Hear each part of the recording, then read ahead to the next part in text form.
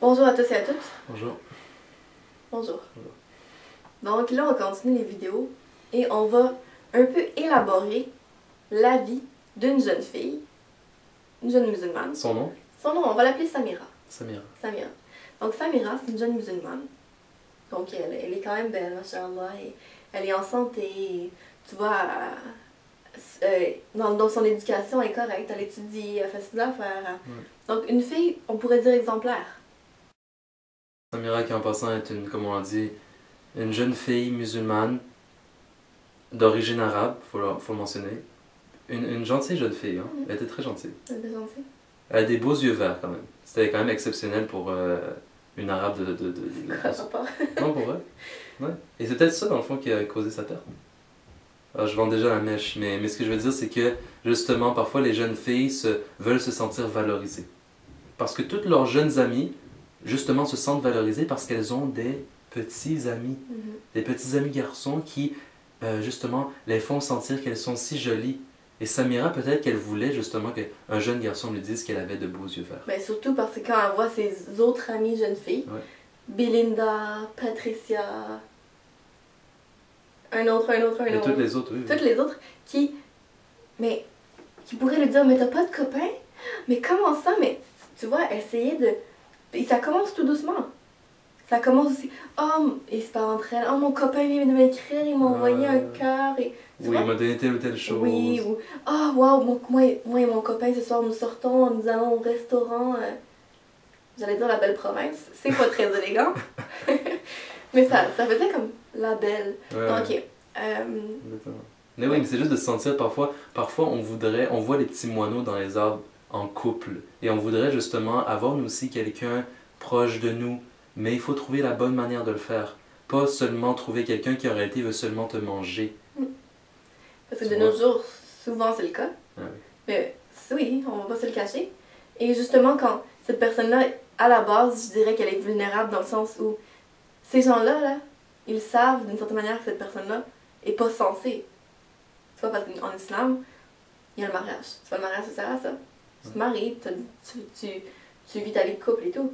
Et donc, quand, à la base, vous savez quoi, j'avais discuté avec quelqu'un qui s'était converti, mais qui me disait que, à la base, les gars, donc quand pour eux, c'est un défi. Plus la femme, par exemple, est difficile à atteindre, plus ça devient fort pour eux qu'ils se disent « je veux l'avoir ».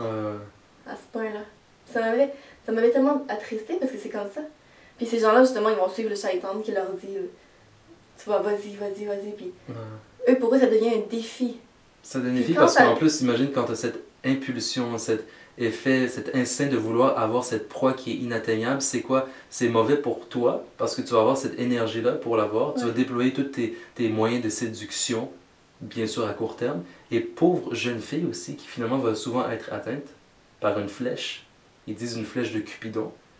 Mais finalement, elle pourrait être atteinte justement. Pourquoi? Parce que justement, la société lui montre une certaine façade qui lui dit il faut que tu sois en couple.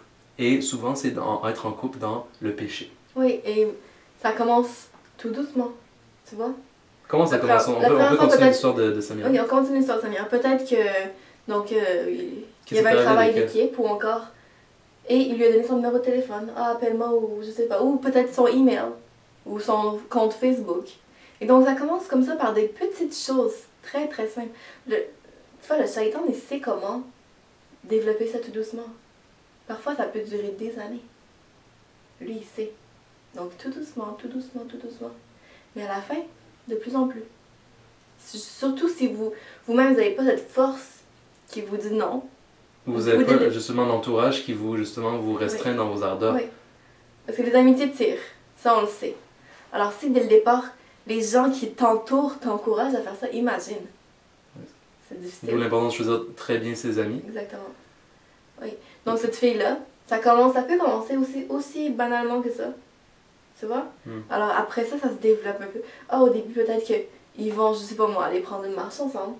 Tu vois, il la raccompagne, je sais pas moi, à son arrêt d'autobus, elle est en autobus avec elle. Ou... Ça commence comme ça. Et après... Mais le pire, c'est que le garçon a déjà une idée précise en tête. On va pas mentionner l'idée qui est dans sa tête, mais il y a déjà une idée précise dans la tête. La fille, par contre, elle a seulement des sentiments. Le gars, il a une idée dans la tête. Et la fille, elle a des sentiments. Et ses sentiments augmentent avec le temps.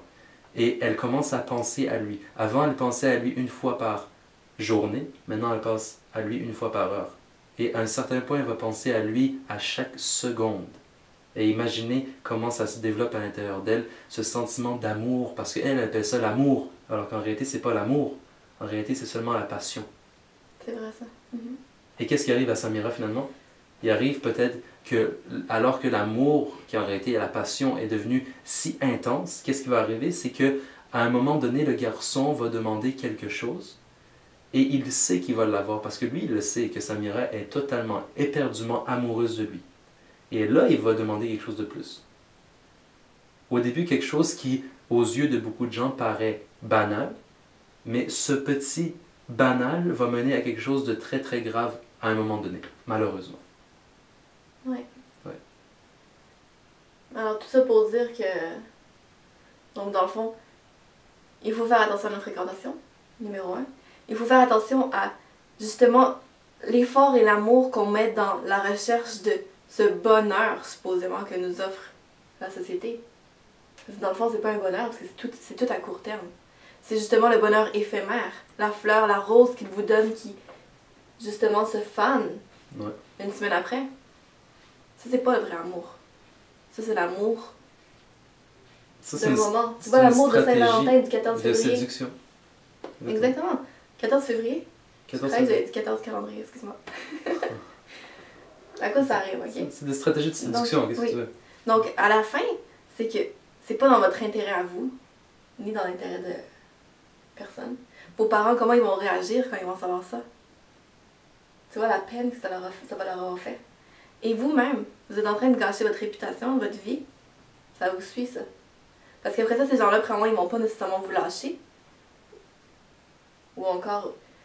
C'est ça, non, mais à la fin, il faut toujours se rappeler que, comme ils disent, l'amour ne s'éteint pas lorsque l'amour est allumé. Tant que le garçon rajoute des bûches dans le feu de l'amour, tant qu'il entretient ce feu à l'intérieur de vous, vous n'allez jamais le lâcher. C'est justement, il ne faut pas arriver à ce point où vous sentez pour lui un amour si grand que jamais vous penseriez le lâcher. Et quand c'est rendu là, ce garçon pourrait vous demander des choses vraiment très très graves. Et là, peut-être que vous seriez prête à faire des choses très très graves. Et c'est là le danger. Et tant que ce garçon jette des bûches, et jette des bûches, et jette des bûches, vous êtes dans un danger immense. Oui. Et vous savez jamais. Vous savez jamais quand ce garçon va vous demander des choses vraiment extrêmement graves. Et croyez pas que vous êtes capable de résister.